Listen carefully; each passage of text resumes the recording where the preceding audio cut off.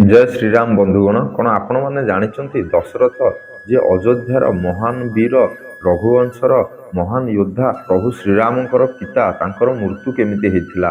ଦଶରଥ ମହାରାଜ କୋଉ ସାଧାରଣ କମଜୋର ଯୋଦ୍ଧା ନଥିଲେ କି ତାଙ୍କର ବୃଦ୍ଧାବସ୍ଥାର ମୃତ୍ୟୁ ହୋଇନଥିଲା। ସେ ମୃତ୍ୟୁ ପଛରେ ଥିଲା ବହୁତ ବଡ଼ ପୀଡ଼ା ଏବଂ ବେଦନା ଏବଂ ପଶ୍ଚାତାପର ଦୁଃଖ, ଯାହା ପାଇଁ କି ମହାରାଜ ଦଶରଥଙ୍କର ମୃତ୍ୟୁ ହେଇଥିଲା। ତା ପଛର ରହସ୍ୟ ଆମେ ଆଜି ପୁରା ବିସ୍ତାରରେ ଜାଣିବା। ଯଦି ଆପଣମାନେ ଆମ ଚ୍ୟାନେଲରେ ନୂଆ, ତାହେଲେ ଆମ ଚ୍ୟାନେଲକୁ ସବସ୍କ୍ରାଇବ କରି କମେଣ୍ଟ ବକ୍ସରେ ଜୟ ଶ୍ରୀରାମ ଲେଖିଦିଅନ୍ତୁ।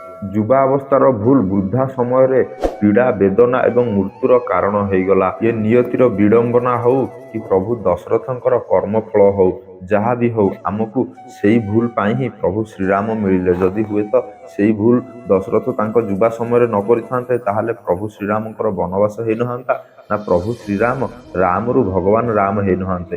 ତା ପଛର ରହସ୍ୟ ହେଲା, ମହାରାଜ ଦଶରଥ ଯେତେବେଳେ ଯୁବା ଅବସ୍ଥାରେ ଥିଲେ, ସେ କ୍ଷତ୍ରିୟ ରାଜା ହିସାବରେ ବହୁତ ଶକ୍ତିଶାଳୀ ଏବଂ ବହୁତ ପାରଙ୍ଗମ ରାଜା ଥିଲେ। ସେ ଏମିତି ଯୁଦ୍ଧ ବିଦ୍ୟା ଜାଣିଥିଲେ, ସେ ଦେବତାମାନଙ୍କ ସହିତ ଯାଇ ଯୁଦ୍ଧ କରି ମଧ୍ୟ ଅସୁରମାନଙ୍କୁ ପରାସ୍ତ କରିଛନ୍ତି। ତ ଯୁବା ସମୟରେ ମହାରାଜ ଦଶରଥ ଥରେ ଶିକାର କରିବାକୁ ବାହାରିଲେ, ଆଉ ଜଙ୍ଗଲରେ ବୁଲୁ ବୁଲୁ ମହାରାଜ ଦଶରଥଙ୍କୁ ଗୋଟେ ହରିଣ ଦେଖାଯାଇଥିଲା, ଯାହାଫଳରେ କି ମହାରାଜ ଦଶରଥ କ'ଣ କଲେ ନା, ସେ ହରିଣର ପିଛା କରିବାକୁ ଲାଗିଥିଲେ ଆଉ ତାକୁ ଶିକାର କରିବାକୁ ଚେଷ୍ଟା କରିଥିଲେ।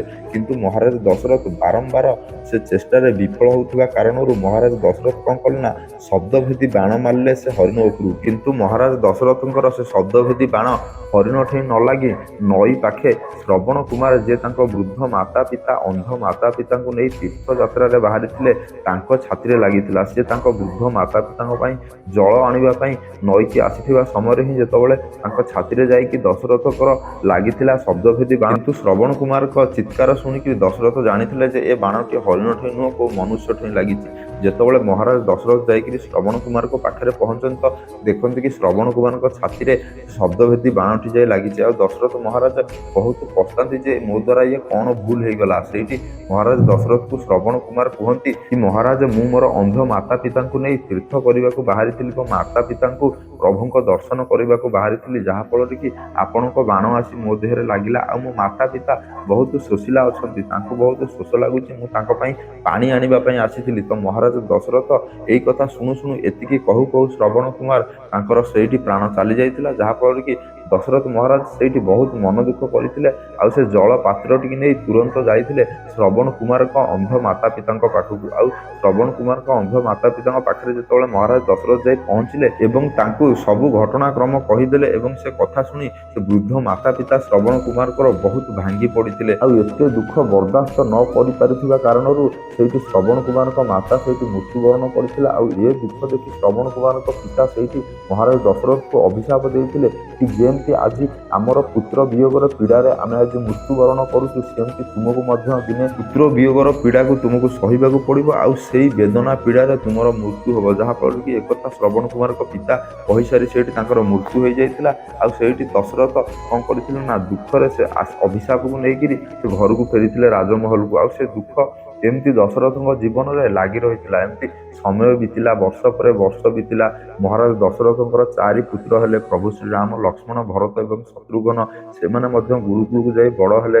ଦଶରଥଙ୍କ ମନରେ ଏବେ ବି ପୀଡ଼ା ଥାଏ ଯେ ଅଭିଶାପ ମୋତେ ଆଜି ନହେଲେ କାଲି ମିଳିବ। ସେ ବହୁତ ପୀଡ଼ାର ସହିତ ଥାନ୍ତି। ସେ ଦୁଃଖ ଯେତେ ସେ ସୁଖରେ ଆସିଲେ ମଧ୍ୟ ସେ ଦୁଃଖ ତାଙ୍କୁ ଅନେକ ସମୟରେ ତଡ଼ପଉଥାଏ।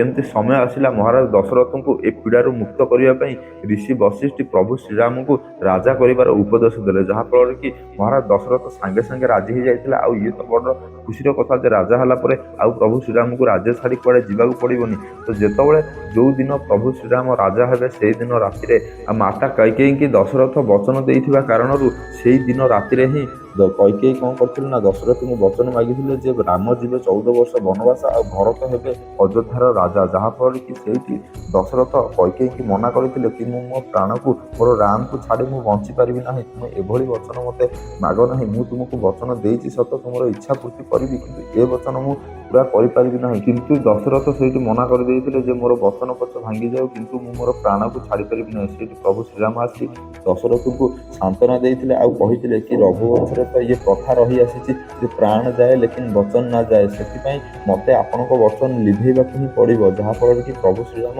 14 ବର୍ଷ ବନବାସ ପାଇଁ ବାହାରି ଯାଇଥିଲେ। ଫିର୍ ବି ଦଶରଥ ମହାରାଜ ଶାନ୍ତି ହେଇନଥିଲେ, ସେଥିପାଇଁ ତାଙ୍କର ମହାମନ୍ତ୍ରୀ ସୁମନ୍ତଙ୍କୁ ମଧ୍ୟ ପଠାଇଥିଲେ ପ୍ରଭୁ ଶ୍ରୀରାମଙ୍କ ସାଙ୍ଗରେ ଲକ୍ଷ୍ମଣ ଏବଂ ମାତା ସୀତାଙ୍କ ସହିତ, ଯେ ତାଙ୍କୁ ଅଧବାଟରୁ ଫେରାଇ ଆଣିବା ପାଇଁ ବୁଝେଇକିରି ପ୍ରଭୁ ଶ୍ରୀରାମ ତାଙ୍କ ପିତା ମହାରାଜ ଦଶରଥଙ୍କ ବଚନ ରକ୍ଷା କରିବାକୁ ଯାଇ 14 ବର୍ଷ ବନବାସ ସ୍ୱୀକାର କରିଥିଲେ ଏବଂ ମହାମନ୍ତ୍ରୀ ସୁମନ୍ତଙ୍କ ସହିତ ଆସିବା ପାଇଁ ମନା କରିଦେଇଥିଲେ। ଯାହାଫଳରେ କି ଯେତେବେଳେ ମହାମନ୍ତ୍ରୀ ସୁମନ୍ତ ଆସି ପହଞ୍ଚନ୍ତି ତ ଦେଖନ୍ତି ମହାରାଜ ଦଶରଥଙ୍କର ବହୁତ ଜଟିଳ ପରିସ୍ଥିତି।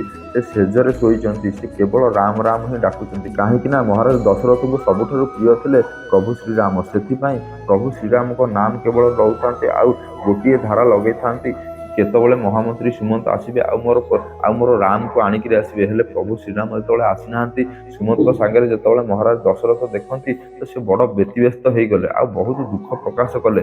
ସେହି ସମୟରେ ତାଙ୍କୁ ଶ୍ରବଣ କୁମାରଙ୍କ ମାତା ପିତା ଦେଇଥିବା ଅଭିଶାପ ମଧ୍ୟ ଶୁଣିବାକୁ ଲାଗିଲା। ସେ ବହୁତ ବ୍ୟତିବ୍ୟସ୍ତ ହୋଇଗଲେ ଆଉ ତାଙ୍କର ମୃତ୍ୟୁ ସମୟ ନିକଟରେ ବୋଲି ସେ ଜାଣିବାକୁ ପାଇଲେ। ବେଦନାର ସହିତ ଦୁଃଖର ସହିତ ପ୍ରଭୁ ରାମଙ୍କ ନାମ ଡାକି ଡାକି ଡାକି ଡାକି ଦଶରଥଙ୍କର ପ୍ରାଣ ଚାଲି ଯାଇଥିଲା। ତ ତାପରେ ପ୍ରଭୁ ଶ୍ରୀରାମ ଜଙ୍ଗଲରେ ବନବାସ ସମୟରେ ହିଁ, ପ୍ରଭୁ ଶ୍ରୀରାମ ତ ନାରାୟଣ ଥିଲେ, ସେ ସବୁ ଜାଣିପାରନ୍ତି, ତ ପ୍ରଭୁ ଶ୍ରୀରାମ ଜଳ ଅର୍ପଣ କରିଥିଲେ ତାଙ୍କ ପିତାଙ୍କୁ ଆଉ ତାଙ୍କ ପିତା ମାନେ ସୂକ୍ଷ୍ମ ରୂପରେ ପ୍ରଭୁ ଶ୍ରୀରାମଙ୍କୁ ଦର୍ଶନ କରିଥିଲେ। ଦଶରଥକୁ ସେଇଠି ସ୍ମରଣ ହେଇଗଲା ଯେ ତାଙ୍କ ପୂର୍ବ ଜନ୍ମରେ ସେ ତପସ୍ୟା କରିଥିବା କାରଣରୁ ହିଁ ପ୍ରଭୁ ଶ୍ରୀରାମ ସ୍ୱୟଂ ନାରାୟଣ ରାମ ଅବତାରରେ ତାଙ୍କ କୋଳରେ ଜନ୍ମଗ୍ରହଣ କରିଥିଲେ। ତ ମହାରାଜ ଦଶରଥଙ୍କର ବୃଦ୍ଧାବସ୍ଥାରୁ ବା କୌଣସି ଯୁଦ୍ଧରେ ତାଙ୍କ ମୃତ୍ୟୁବରଣ ହୋଇନଥିଲା, ସେ ପୁତ୍ର ବିୟୋଗ ବା ଅଭିଶାପର ଫଳ ପାଇଥିଲେ। ଯେମିତିକି କହନ୍ତି କର୍ମଫଳ କୁଆଡ଼େ ଯାଏନି, ତ ସେମିତି ସେ ଯେମିତି ଯୁବ ଅବସ୍ଥାରେ ଭୁଲ ଗୋଟେ କରିଦେଇଥିଲେ, ସେ କର୍ମ ତାଙ୍କୁ ବୃଦ୍ଧା ଅବସ୍ଥାରେ ଭୋଗିବାକୁ ପଡ଼ିଲା। ଆଉ ପ୍ରଭୁ ଶ୍ରୀରାମ ଯେତେବେଳେ ବନବାସ ଚାଲିଗଲେ ପୁତ୍ର ବିୟୋଗର କାରଣରୁ ଦଶରଥଙ୍କର ମୃତ୍ୟୁ ହୋଇଥିଲା। ତ ଯଦି ଆପଣମାନଙ୍କୁ ଏ ଭିଡ଼ିଓଟି ଭଲ ଲାଗିଥିବ ତାହେଲେ ଆମର ଏଇ ଆଧ୍ୟାତ୍ମିକ ଓଡ଼ିଆ କଥା ଚ୍ୟାନେଲକୁ ଆପଣମାନେ ସବସ୍କ୍ରାଇବ୍ କରନ୍ତୁ ଏମିତିକା ସ୍ପିରିଚୁଆଲ ଭିଡ଼ିଓ ଦେଖିବା ପାଇଁ। ଜୟ ସିୟାରାମ।